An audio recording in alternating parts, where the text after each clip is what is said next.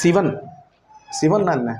சிவம் அப்படின்னா மங்களம்னு பொருள், மந்திரம்னு பொருள்.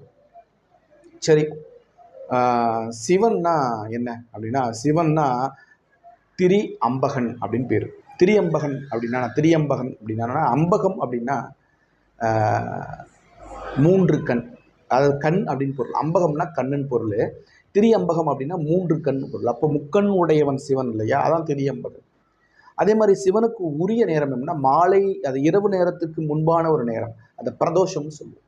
அந்த பிரதோஷம் சிவனுக்கு ரொம்ப ரொம்ப பூஜை செய்வதற்கான ஏற்ற நேரம்.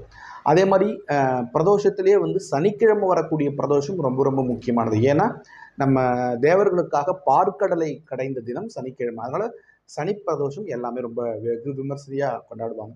ரிஷபம் அப்படின்னா காமம்னு ஒரு பொருள். காமத்தை அடக்கியவன் நம்முடைய சிவன். அதனால சிவனுக்கு இன்னொரு பேர் வந்து ரிஷபம் அப்படின்னு சொல்லலாம்.